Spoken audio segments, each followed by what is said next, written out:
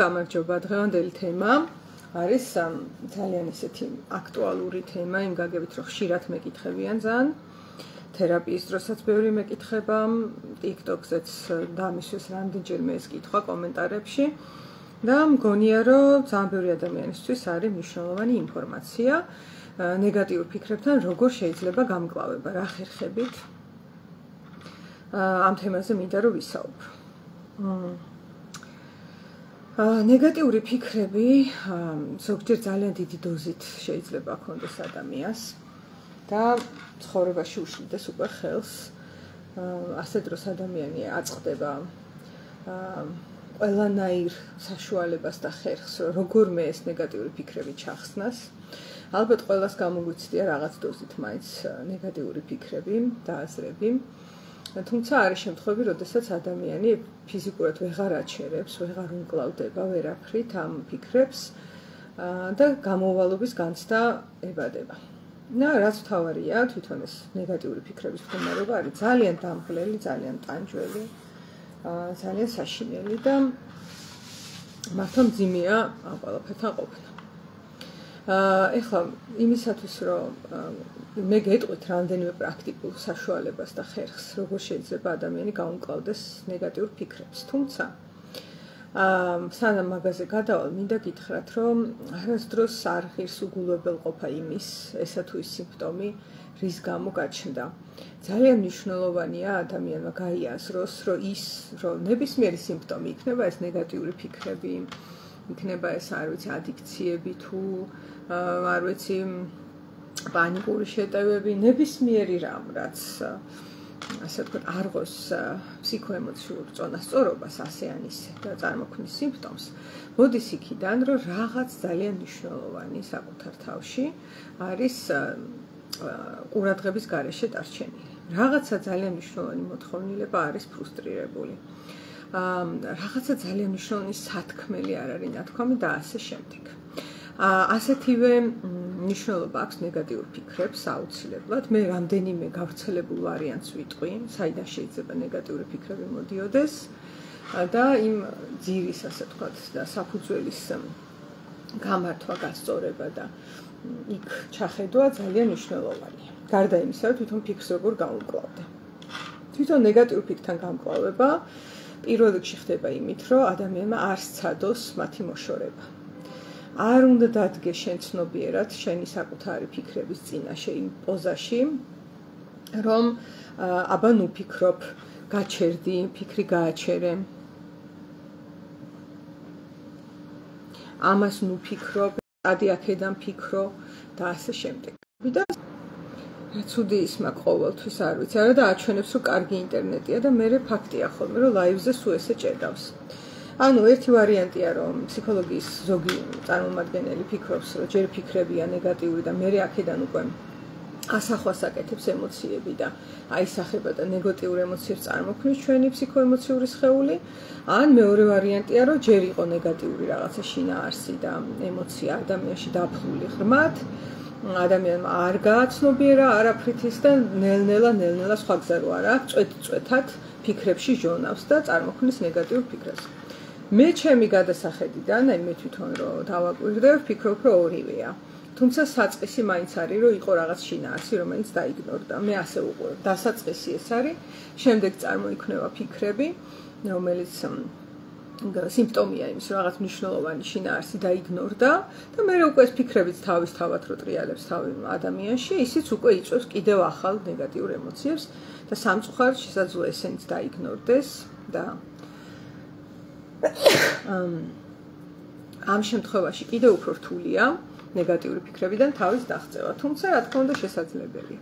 ესე იგი, პირველი ძალიან მნიშვნელოვანი წესი, სანამ თვითონ იმაზე გადავალ, რის გამოა ხოლმე ეს ნეგატიური ფიქრები ადამიანში, თვითონ თავარი წესი იმისა, როგორ მოვიქცეთ, როცა ნეგატიური ფიქრები გვიტევენ, არის ესეთი, რომ პირველ რიგში არ გაიგივოთ საკუთარი თავი ამ ფიქრებთან. ძალიან ბევრი ადამიანი თავს იტანჯავს და თავს განსჯის და არ ვიცი, ისჯის და სინდისი აწუხებს და 1000 სხვა რამ იმის გამო, რომ ესა თუ ის რამ გაიფიქრა. და და ფიქრობს, რომ მე რა ადამიანი ვარ, რომ ესეთი ფიქრები მაქვს და ეთყობა შინაგანად ბოროტი ვარ, ეთყობა ცუდი ვარ. ანუ პასუხისგებლობას აიღებს ფიქრებზე.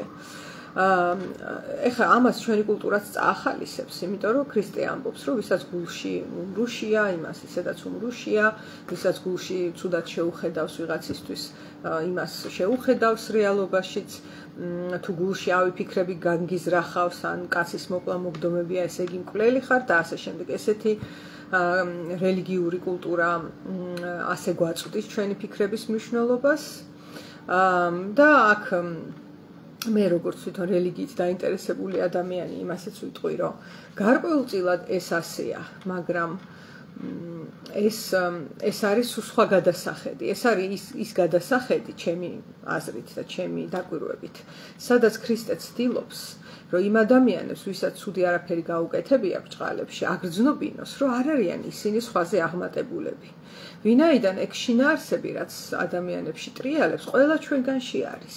მე შეიძლება კაცი არ მომიკლავს, მაგრამ კაცის მოკლის სურვილი მქონია.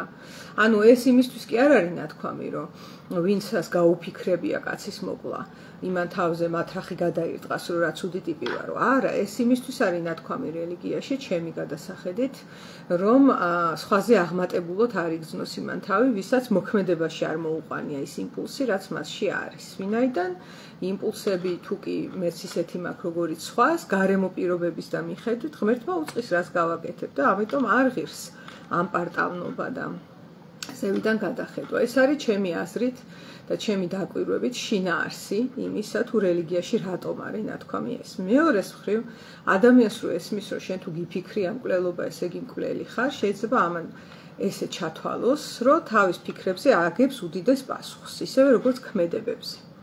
მე საერთოდ გეტყვით, რომ თანამედროვე ნეირობიოლოგია ქმედებებსაც კი აღარ აკისრებს უკვე ადამიანს.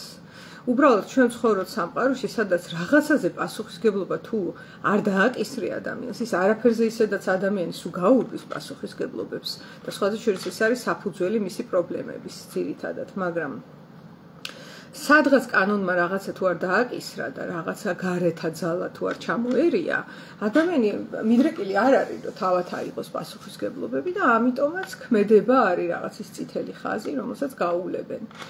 თორე არის მეცნიერული კვლევები, რომელიც ამბობს, რომ ქმედებას წინ უძღვის ძალიან ბევრი რამ, რასაც აქვს ადამიანზე გავლენა და რის გამოც ამხელა გავლენების ქვეშ მოქცეულ ადამიანს შემერე პასუხს წესით არ უნდა სთხოვდე, რომ ის ასე თუ ისე მოიქცა. იმიტომ რომ ეს იყო მიზეზშედეგობრიობა მის ცხოვრებაში. ეს არის ძალიან დეტერმინისტული მიდგომა, რაც აქვს ნეირობიოლოგებს უმრავლესობას დღეს და იცით რა მინდა გითხრათ, რომ გულის სიღრმეში სადღაც მარწმუნებენ, რომ ეს ასეა. იმიტომ რომ გამარჯობა ლანა, მოგესალმები. იმიტომ რომ მე თვითონაც დავკვირვები ვარ, რომ ადამიანი საშინელ ქცევებს ჩადის მაშინ, როცა არ არის ჯანმრთელი. და შენ არაჯანმრთელ ადამიანს პასუხისგებლობას აკისრებდე, რატო წაიქცა, ან სიცხემ რატო აუწია და ასე შემდეგ, არის ცოტა ნონსენსია. უბრალოდ ძალიან რთულია შენ სიცხის აწევის მსგავს სიმპტომად აღიქვა, რომ ადამიანმა პირობითად ვიღაცას დაარტყა და ცემა. ან მე მესმის რომ სიმპტომია, მაგრამ მეორე მხრივ მყავს მეორე მხარეს ადამიანი, ვინც ფიზიკურად ზიანი მიიღო იმისგან, რომ ამას აქვს სიცხე ბრჭყალებში, ხო? ამიტომაც ჯერჯერობით ეს საკმაოდ დიდი დილემაა ეთიკური კუთხით.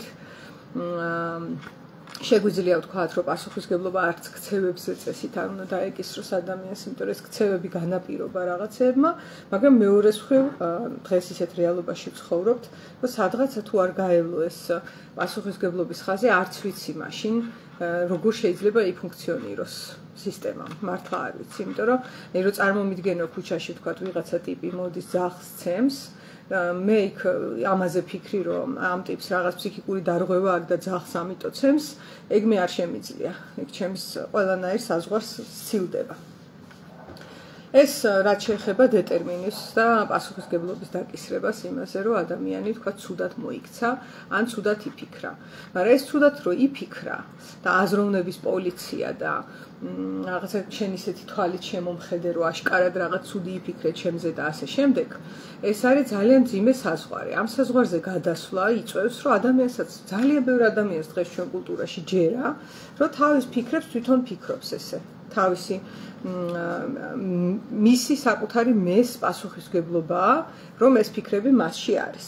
არა და მე წინა ლაივზე ძალიან მკაფიოდ ვცადე მეჩვენებინა, რომ ფიქრები დიდწილად ეს არის სხვები ჩვენში. ანუ გამოდის, რომ ის ზე პასუხისმგებლიანი ადამიანი, ვინც ფიქრებზე პასუხისმგებლობას იკისრებს, სხვა ადამიანების მიერ მასში ჩათესილ შინაარსებზე იღებს პასუხისმგებლობას.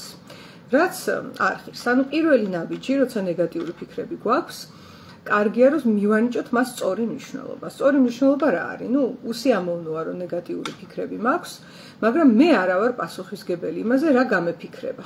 ეს არ არის ჩემს კონტროლს შიგნით. საერთოდ ნებისმიერ კრიზისულ სიტუაციაში ძალიან დამხმარეა, რომ ადამიანმა კარგად განსაზღვროს, რა არის მის ხელთ და მის, ასე ვთქვათ, მისი კონტროლის სფეროში, ამ სიტყვის კარგი გაგებით და რა არის მის კონტროლს მიღმა. მართალია ლანა, ჩვენ არა გვაქვს საშუალება, რომ გავაკონტროლოთ სხვა ადამიანები რას იფიქრებენ ჩვენზე. ამიტომაც ჩვენ აქ უნდა ჩავეხსნათ მცდელობას, იმიტომ რომ ეს არის კედელზე თავის რტყმევა. მე წარმოდგენა არ მაქვს, რა შეიძლება ადამიანმა იფიქროს ჩემზე, ის ამაში თავისუფალია, აქ ვერასდროს ჩავერევი და ამ ნაწილში ხელი მაქვს ჩაქნეული. იმიტომ რომ ეს ჩემს კონტროლს სცილდება. ასევე არის ჩემი საკუთარი ფიქრები. მე რას გავიფიქრებ და ჩემს ტვინში რა ფიქრები მოვა და წავა, ეს ჩემ კონტროლს მიღმაა. ეს პირველი ნაბიჯი. ძირითადად თუ დააკვირდებით ის ადამიანები, ვინც ძალიან იტანჯებიან ნეგატიური ფიქრებით და ნეგატიური აზრებით, ცდილობენ გააკონტროლონ თავიანთი ფიქრი. ეს არის პირველი ნიშანი, საიდანაც მე ვთქვათ, შემიძლია შევაფასო, რამდენად რთულად არის საქმე. რანაირი ნეგატიური ფიქრიც არ უნდა იყოს, მთავარი სირთულე თვითონ ფიქრში არ არის, არამედ ადამიანი როგორ რეაგირებს თავის თავში ამაზე და რეაგირებენ ესე, ცდილობენ გააკონტროლონ. ძალიან ხშირად. ეს არის შეუძლებელი, ანუ პირველიაც მოვნიშნოთ, ნეგატიური ფიქრი მოვიდა, არ ეცადო, რომ ის გააკონტროლო, გააგდო, გააჩერო, ჩაანაცვლო, არა. ეს პირველი. ხო, მეორე პასუხისმგებლობის მოხსნის შემდეგ, რა შეიძლება გავაკეთო ნეგატიურ ფიქრებთან. ასევე ძალიან მნიშვნელოვანია სახელდება, რომ აღვიქვა, რომ ეს ნეგატიური ფიქრები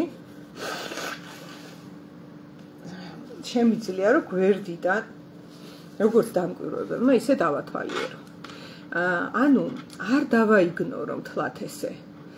შეიძლება ჩავრთო კი, იდინოს, აუცილებლად იდინოს, არ მივანიჭოთ დიდი მნიშვნელობა, კი ბატონო. თუმცა ისიც არ ვცადოთ, რომ მოდი მე ხა კომიქსებს წავიკითხავ, ან წიგნებს წავიკითხავ და ამან იდინოს თავისთვის, არა. ხანდახან ღირს, რომ მე როგორც დამკვირვებელი შევხედო ჩემ ფიქრს და დავაკვირდე, რომ აბა რა შვება ერთი სად დარბის ეს. გაიქცა, გამოიქცა, ოკეი და ამის გაკეთება ყველა ადამიანს შეუძლია აბსოლუტურად, რომ თავის ფიქრებს გვერდიდან დააკვირდეს და ესეც ცხადყოფს, რომ ფიქრი ეს არ ახარ შენ. შენ რო ყოფილიყავი, ამას ვერ გააკეთებდი. ანუ ადამიანის მთელი ამბავი არის იმაში, რომ მას შეუძლია დიფერენცირდეს ყველაფრიდან, როგორც დამკვირვებელს. ცხოველს მაგალითად არ შეუძლია, რომ გარედან წარმოიდგინოს როგორია. ის თავისი თავიდან იყურება გარეთ და მორჩა. გარედან გამოაშუქო შენი დამკვირვებელი და შეხედო შენს თავს, რომ აბა რა მეფიქრება ეს, რა ფიქრებია ეს, ხო? ეს არის ნიშანი, რომ ადამიანი ხარ და ეს არის ნიშანი იმის, რომ ხარ შენი ფიქრები. თუ კი მათზე დაკვირვება შეგიძლია. იდინოს, არ მივანიჭოთ დიდი მნიშვნელობა, ეს მეორე ნაბიჯი. ეხლა მესამე ნაბიჯი არის, რომ საერთოდ მოჭარბებული ფიქრები თუ აქვს ადამიანს და მათ შორის ნეგატიური ფიქრებიც, მაგრამ შეიძლება იყოს ეს ოცნებები, სასიამოვნო ფიქრები, წარმოსახვები და ასე შემდეგ. არის ორნაირი. ეს ერთი არის თავისით მიედინება რაღაც. მეორე არის რომ ადამიანი დაჯდება და მოდი ახლა ვიოცნებებ ამაზე, იმაზე და რაღაცებს ფიქრობს და სასიამოვნოა, ხო? აქ დოზას აქვს ძალიან დიდი მნიშვნელობა. იმიტომ რომ როდესაც ფიქრებით იკმაყოფილებ რაღაცა სურვილებს და ფანტაზიებით და წარმოსახვებით, ხო? ეს რეალური დაკმაყოფილება არ არის. ეს იმას გავს, რომ გშიოდეს და წინ საჭმლის სურათი ჩამოკიდო და უყურო. სხვათა შორის ძალიან დიდი გავლენა აქვს. ცნობილია ესეთი, არ ვიცი, მოარული ამბავია, რომ ციხეში იჯდნენ ხალხი და გათბობა არ იყო და სციოდათ და თითქოს კედელზე დახატეს გამათბობელი და ესე ეფიცხებოდნენ ხელებით და თბებოდნენ მართლა. კი, რა თქმა უნდა, ჩვენ ფსიქიკას აქვს ძალიან დიდი უნარები ამის, რომ გამოიგონოს რაღაც შინაარსები, გაუკეთოს ინტერპრეტაცია გარემოს, დაიჯეროს მერე თვითშთაგონება გააკეთოს და რაღაცები მოხდება. მაგრამ ამისი უნარის გამოყენება მაშინ, როცა მშია, თუ 10 წელი ესე გავაკეთებ, 10 წელი ბევრია. გონი 40 დღე კმარა, რომ ადამიანი გამოიფიტოს, ხო? ასევეა სხვა რაღაცებიც. ამიტომ ეს ფიქრები და ოცნებები თუ ბევრია, გინდა ნეგატიური, გინდა პოზიტიური, ჩნდება კითხვა, რა არის ის საკვები, რომელიც მე ჩემ თავს დავაკელი. რაღაცა საკვები მოვაკელი რა. გინდა ნეგატიური ფიქრები იყოს, გინდა პოზიტიური ფიქრები იყოს. ორივე არის სიმპტომი, თუ ბევრს ფიქრობ, რომ რაღაცა მნიშვნელოვანი საკვები დავაკელი ჩემს თავს. ეხლა რა საკვებზე არის საუბარი? ადამიანს სხვათა შორის სკოლაში ხო ასწავლიან ბიოლოგიას და ანატომიას და ნუ ყველამ ვიცით, რომ კვება გვჭირდება და წყლის დალევა გვჭირდება, ჰაერის ჩასუნთქვა გვჭირდება, მე რაღაცა თქვათ საკმაოდ მნიშვნელოვანი ინსტინქტები არის, გადარჩენის გარდა გამრავლების ინსტინქტი, ასევე ნუ ფსიქოლოგიაში ცნობილია, რომ რაღაცა კონტაქტი ჭირდება ადამიანს, ბევრი რაღაც, მაგრამ რა არის ჩვენი ფსიქოემოციური სხეულის საკვები? ეს იშვიათად არის. არის ხოლმე ფიზიკურ სხეულს რა ჭირდება, კი ბატონო, ეს ჭირდება, ის ჭირდება. და ასევე რაღაცნაირად დაყვანილი აქვს ხოლმე თუნდაც სქესობრივი კავშირი, ან ფიზიკური სხეულია, ერთი სხეული, მეორე სხეული, მათ შორის რაღაცა მოქმედებები ხორციელდება და ეს ყოფილა სექსუალური კავშირი. და ამ დროს ნებისმიერი ესეთი რაღაცა გვერდით არის აუცილებლად ფსიქიკური მოვლენები. მხოლოდ სხეული ვერაფერში ვერ იქნება ჩართული. ასევე როგორც ფიქრები როა, შეუძლებელია რომ მხოლოდ ფიქრები იყოს. იქ რაღაცა სხვა პროცესები მიდის სხეულში და ემოციებში. ანუ მთლიანია ადამიანი შეიძლება განიცდებოდეს ფრაგმენტულად, სხვადასხვა მატრაუმირებელი გამოცდილების გამო ადამიანი მარტო ფიქრებს გრძნობდეს თავისას, ანუ აცნობიერებდეს, ან მხოლოდ ემოციებს აცნობიერებდეს და სხეულს ვერა, ან სხეულს აცნობიერებდეს და ემოციებს ვერა და ასე შემდეგ. ძალიან ბევრი ესეთი არევა არსებობს, მაგრამ საერთო ჯამში აი გარედან რო შეხედო, მაინც ერთად არის ეს ყველაფერი მოცემული. და ან ერთ ხაზზეა დალაგებული და ან განსვლაშია და კონფლიქტშია შინაგანში ადამიანი, ხო? როდესაც არის ბევრი მოჭარბებული ფიქრი და თუნდაც დადებითი ფიქრი და ემოცია, ესე იგი განსვლაშია ჩვენი პიროვნული შემადგენელი სხეულის რაღაცა ნაწილები ერთმანეთისგან. ამხელა ბევრი ნეგატიური ფიქრი რომ მოდის, ეხლა საკვლევია, რა საკვები მოვაკელი მე ჩემს თავს. ეხლა ეს საკვები რა არის? რას გულისხმობ? ჩვენი სხეული მთელი ცხოვრება ვითარდება, ხო? წინ მიდის. აქ ფაზები მთელი დაბადება, მერე ფეხის ადგმა, ლაპარაკის დაწყება, მერე სიარული, სირბილი და ასე შემდეგ და ასე შემდეგ და სწავლა, მეხსიერება, ძალიან ბევრი რაღაცა ხდება და ასევე არის ჩვენი ფსიქოემოციური სხეულიც, რომელსაც ნაკლები ყურადღება ექცევა, რომ აი თითქოს ისედაც ხო მოცემულია და ეხლა რა თუნდა ამას რაღაც, მაგრამ ასე არ არის. ძალიან მნიშვნელოვანი ეტაპებია ფსიქიკური განვითარების ფაზებია, რომ დასაწყისში ადამიანი ავტომატზე ზის, როგორც ფსიქიკური არსება და ძალიან ხშირად კონტაქტის სტილებით, სხვისგან დასწავლილი ქცევის მოდელებით ოპერირებს. და რაღაცა საკამდე ეს აბსოლუტურად ნორმალურია, ესეც ისწავლა და ზრდა იყო. ანუ თავიდან არ ქონდა ადამიანს დაცვის მექანიზმები და კონტაქტის სტილები, რომ დაიბადა, მერე შეისწავლა ისინი და დაიწყო მათი გამოყენება და ეს იყო წინსვლა. და რაღაცა ასაკში, თუ ეს დაცვის მექანიზმები დომინირებენ, ესე იგი ზრდა გაჩერდა. უკვე ვისწავლე ახლა მე თვალის არიდებაც, წარმოსახვების კეთებაც, ჩემი ემოციის განდევნა და დათრგუნვაც, ვისწავლე განსჯა საკუთარი თავის და სხვების და ასე შემდეგ და ბევრი სხვა დაცვის მექანიზმი, ხო? და ეს რომ ვისწავლე, ახლა ამოიწურა ეს თემა და ისევ ტრიალებს. ანუ ადრეც მაქვს ერთ-ერთ ლაივში ნათქვამი, რომ ტოქსიციზმს იწვევს ტრიალი, ერთი და იგივეს. ღეჭვა იმის მაგივრად, რომ რაღაცა, როგორ გითხრა, სიახლე შემოვიდეს და ფსიქოემოციური ზრდისთვის ადამიანს საკვებად ჭირდება გაცნობიერება საკუთარ თავზე, გარემოზე და სიახლის მიღება. სიახლის მიღება უკვე გულისხმობს, რომ სხვა ადამიანებთან უნდა შევიდეს რაღაცა კონტაქტში, თორე სიახლე ისე არ დადგება. ხო და როდესაც ადამიანი ზის და პირობითად ამ ნეგატიურ ფიქრებს ატრიალებს, ერთ-ერთი საფუძველი და მიზეზი ხშირად არის ის, რომ ის აღარ ვითარდება, აღარ შემოუშვებს თავის თავში სიახლეს, ჩაწყვეტილია სხვა ადამიანებთან კავშირი და კონტაქტი. ეს არის პირველი ერთ-ერთი გავრცელებული მიზეზი. მეორე ძალიან გავრცელებული მიზეზი ნეგატიური ფიქრებისა არის, რომ ადამიანი მორალურად ცხოვრობს, მას ყავს ძალიან დიდი თვითგამსჯელი ინსტიტუტი თავის თავში, სინდისი ძალიან მაღალ დონეზე აწეული, რაღაც მორალი ძალიან აწეული, სხვათა შორის დღეს ძალიან ბევრი ფილოსოფოსი თუ სხვა საჯარო ინფლუენსერი, არ ვიცი რა დავარქვა, ძალიან ბევრს პედალირებენ სინდისზე და ნამუსზე და ერთგულებაზე და ესეთ შინაარსებზე, იმიტომ რომ მათ ძალიან კარგად იციან, რა ესიამოვნება ადამიანის ისედაც დანევროზებულ პიროვნებას, რომ მოისმინოს გარედან. და ადამიანის დანევროზებულ პიროვნებას მოეწონება ცეცხლზე ნავთის დასხმა, რომ აი სინდისი, აი ნამუსი, აი რაღაცა სამშობლო, ჰაი, ჰუი და ეს ყველაფერი არის ადღეგრძელო. იმიტომ რომ ასე მიჭერა წიხლის ადამიანის ცხოველურ ნაწილზე, რომელიც აი ცხოველურსაც რო ვამბობ, უკვე დაკნინებულია. ცოცხალი ნაწილია ეს, არ ჭირდება ადამიანის რაღაცა შეფასებები ამ ყველაფერს. ასეთია ადამიანი და ნეტა იყოს ასეთი. აღარ უნდა ამას რაღაც დაშენება და ფრთების ამოყვანა და საშიაფრენა, ხო? მაგრამ აი ზუსტად ამას გვესაუბრებიან და აი ეს ზეწოლის ქვეშ რომ მოექცევა ეს ცხოველური ნაწილი, ცოცხალი. და იქ არის ინსტინქტები, გამრავლების, გადარჩენის, რაღაცა ამ ყველაფრიდან ამოზრდილი მერე განვითარების, სიახლის შემეცნების, ცნობის მოყარეობა და ასე შემდეგ, ხო? ეს ყველაფერიც დაითრგუნება. და დარჩება ეს რაღაც ფანტასტიკის სფეროდან მოსული რაღაცა მორალი და გვერდზე წარმოიქმნება ნეგატიური ფიქრები, იმიტომ რომ დაითრგუნა ძალიან მნიშვნელოვანი ნაწილი ადამიანის, ხო? ეს მეორე ვარიანტი. ეხლა მესამე ვარიანტი არის, რომ ადამიანი გაბრაზებულია.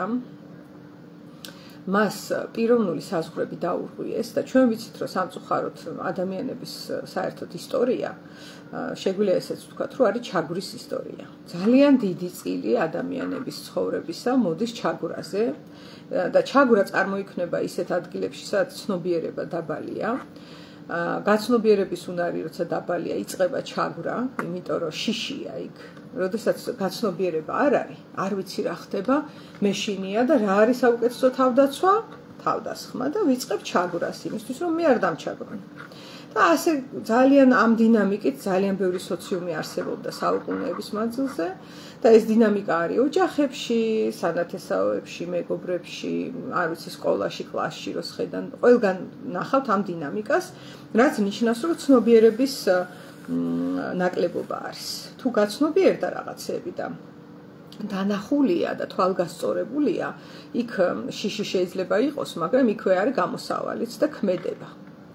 და სხვა დანარჩენ შემთხვევაში, როცა არ ცნობიერდება არც საკუთარი თავი და არც სხვა, ადვილია, რომ თავდასხმაზე აიგოს თავდაცვა და იწყება ეს ჩაგვრის ამბები. ხო და ეხლა ნეგატიური ფიქრები საიდან გაჩნდა? ვიღაცა ადამიანი დაიჩაგრა სადღაც, ისე რომ შეიძლება ვერც გაიგო ამის შესახებ.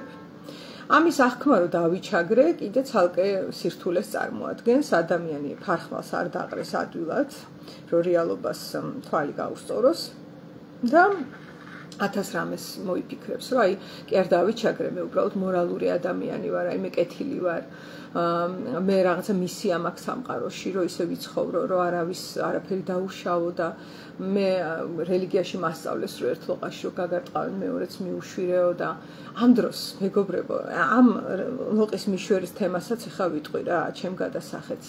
ეხა წარმოიდგინეთ პროტესტის რამხელა გამოვლენა და რამხელა პროტესტია ყველაფრის მიმართ. როცა ადამიანი ერთ ლოყაში გაგარტყავს, და იმ კონტექსტში რაც სახარებაშია მეორეს მიუშვერ. ანუ კონტექსტი ასეთია, რომ თვალის დახამხამებით შეგეძლო გაგენადგურებინა. ეს არის იქ კონტექსტი.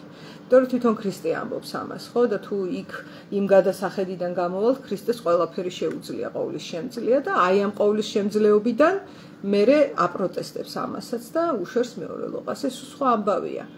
მეორე ამბავია, როცა არაფერს თავი არ აქვს ადამიანს ამ წუთში. არ ვიცი, იმიტომ რომ ბავშვია, არ ვიცი, იმიტომ რომ ფიზიკურად სუსტია, ბევრი ფაქტორია ხოლმე ძალიან და ყველა აღმოჩენილ ვარ თუ გულახდილები ვიქნებით რაღაც მომენტში დაჩაგრულ პოზიციაში.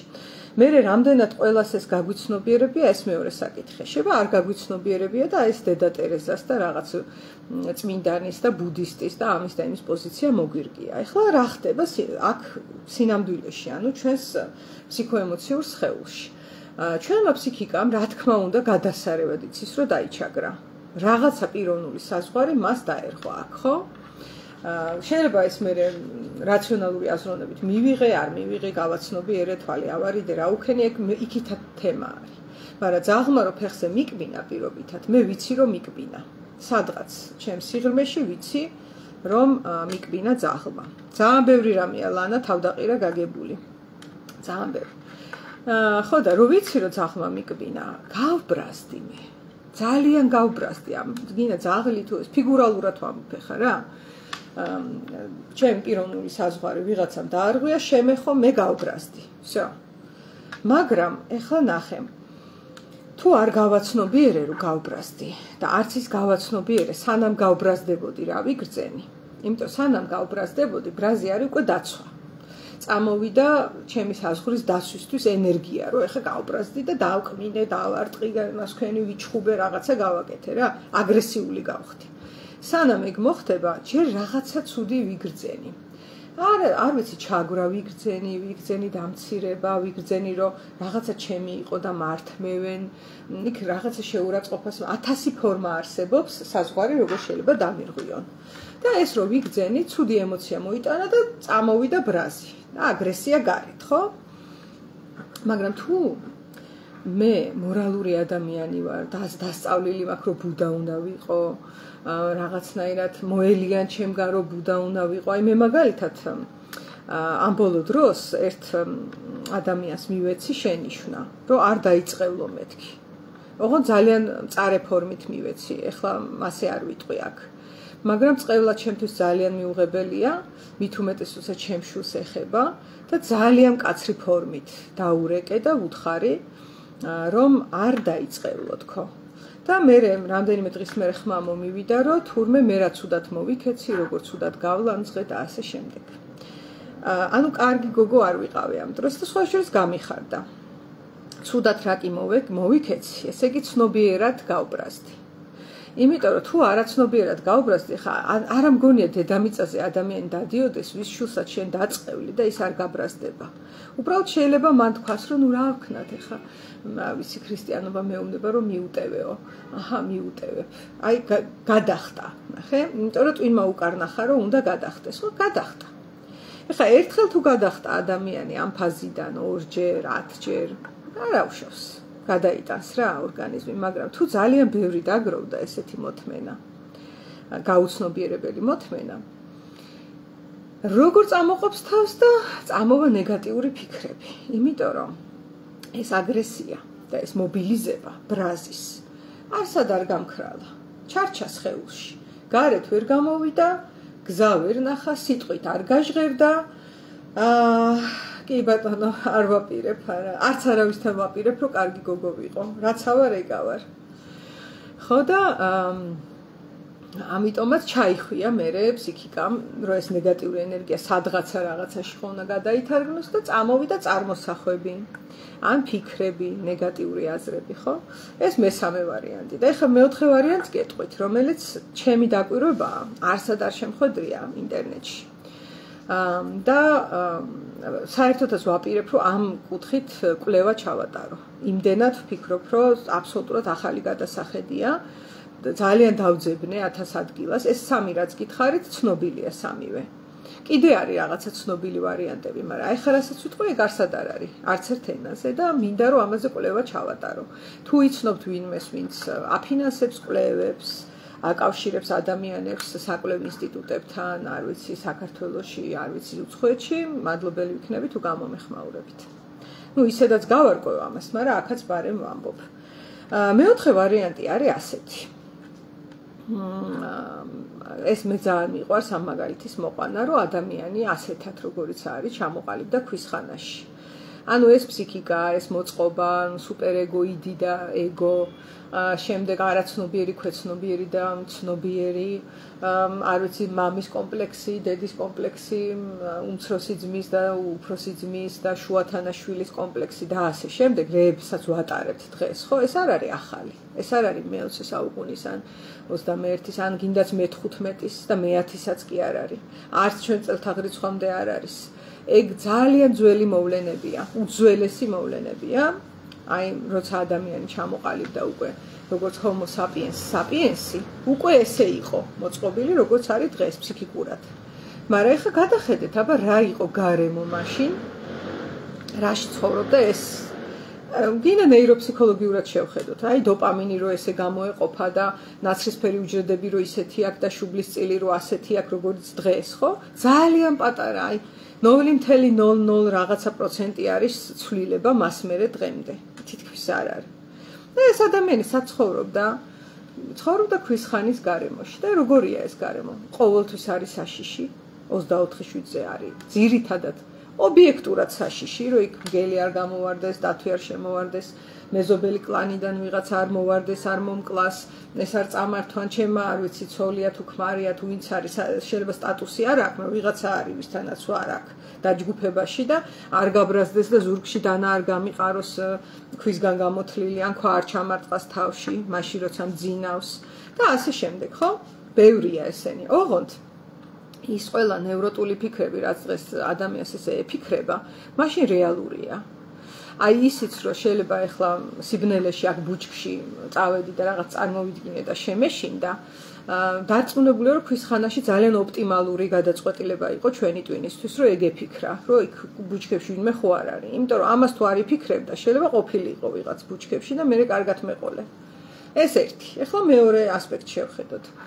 მუდმივ შიშებში ხო არის ეს ადამიანი, მაგრამ ამ ადამიანს არც ნევროზი აქვს, არც ფსიქოზი აქვს, არც ფობიები, არაფერი არ აქვს, არის ჯანმრთელი იქ.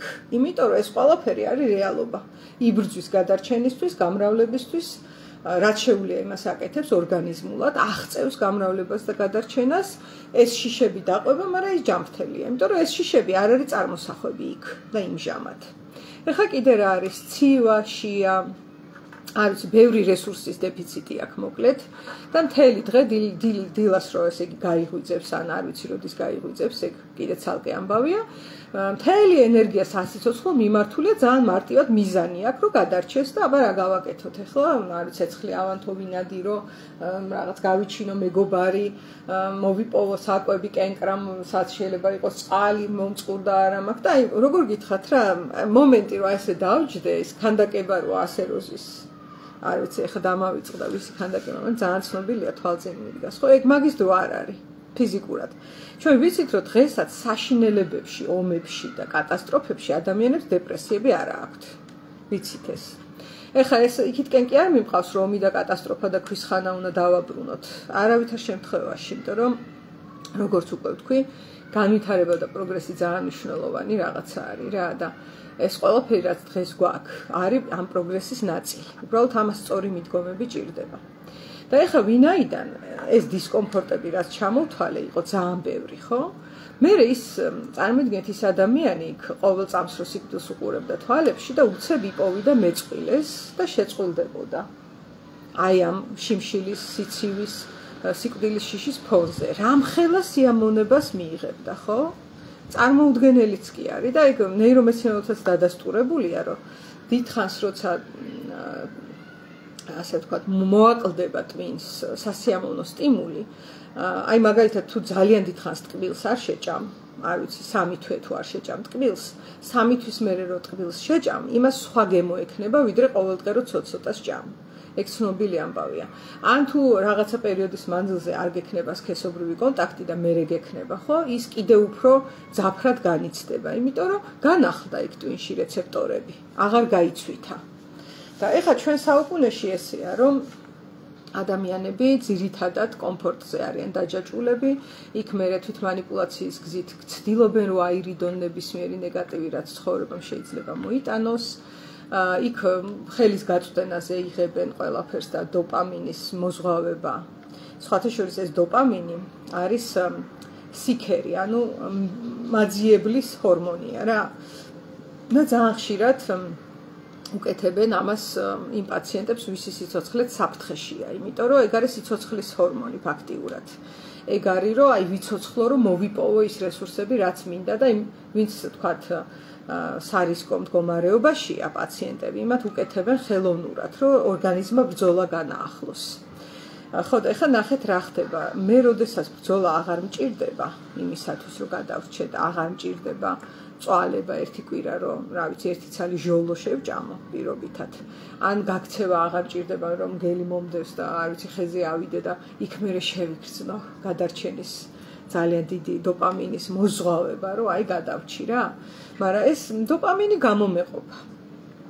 გარემო შემეცვალა, ტვინი იგივე მაქვს, გამოიყოფა და იცვითება და ცვდება ეს ჩვენი რეცეპტორები. ამდენი დოპამინის მიღებისაგან და ვეღარ გძნობ სიამოვნებას. გაქრა სიამოვნება აღარ არის არაფერში, არც საჭმელშია, არც სქესობრივ კონტაქტშია, არც ჩვეულებრივ ლამაზ დიალოგშია და საინტერესო წიაღსვლებშია.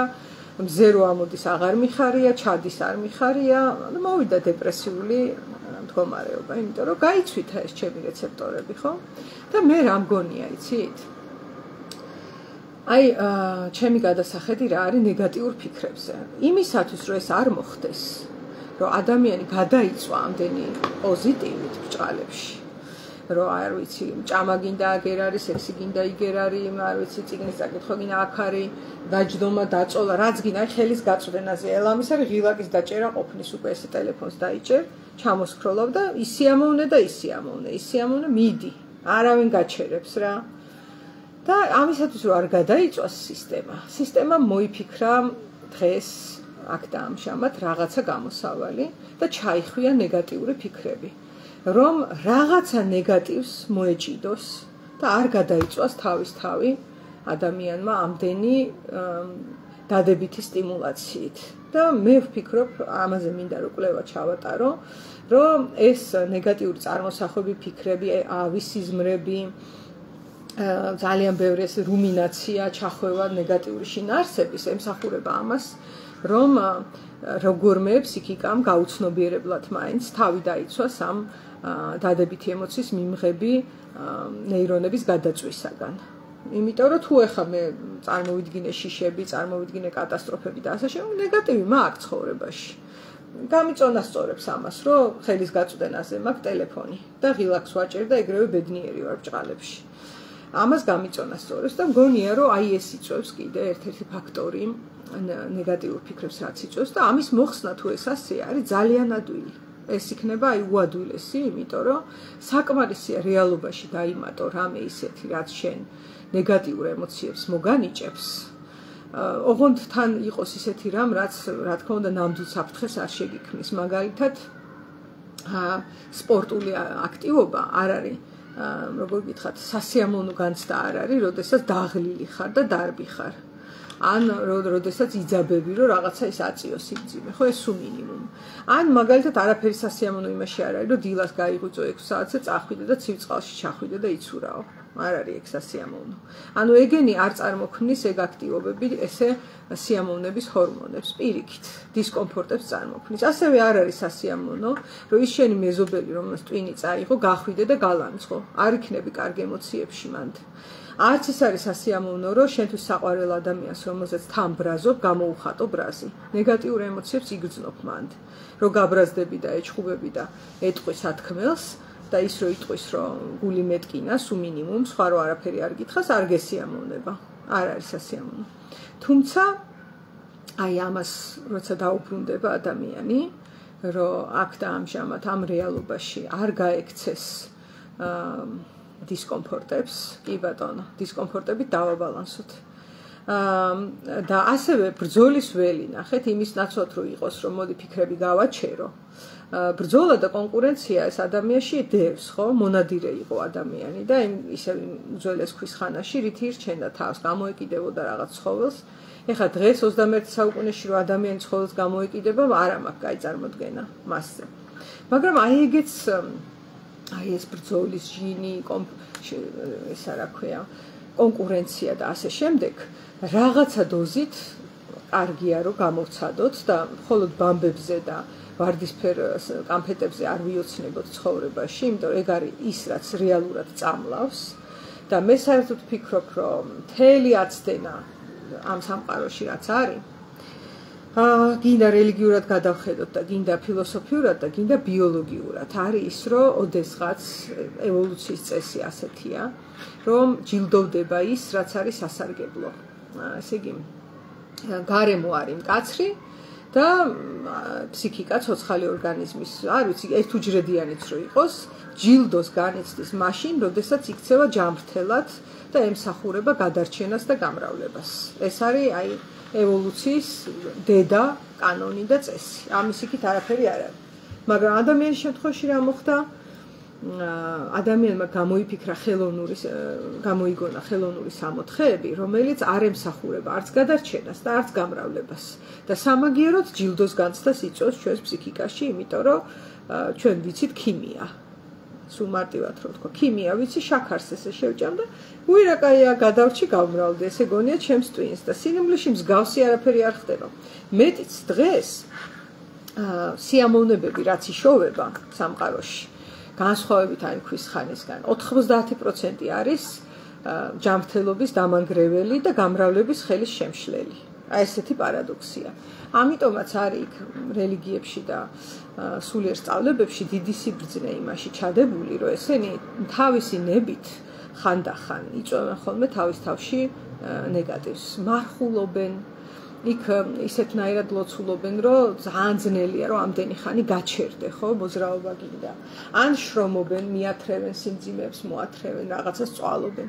ანუ იქ არის გაუცნობიერებლად ეგ სიბრძნე, რომ მიჯაჭვა ამ ხელოვნურ სამოთხეებზე და გამუდმებული ამ ბედნიერების ჰორმონების გამოყოფა ტვინში, არც არ მოიტანს ბევრ ფსიქიკურ არეულობას და სირთულეს და ერთ-ერთი პირველი, რასაც გამოიწვევს, ეს იქნება ნეგატიური ფიქრები, ჩემი გადასახედით და ამაზე კვლევა უნდა ჩავატარო, იქიდან გამომდინარე, რომ ამ ნეგატივმა მაინც დააბალანსოს ის მოჭარბებული ხელოვნური და მომწამლელი პოზიტივი, რასაც ადამიანი ასე მიელტვის დღეს და ასე იშოვება.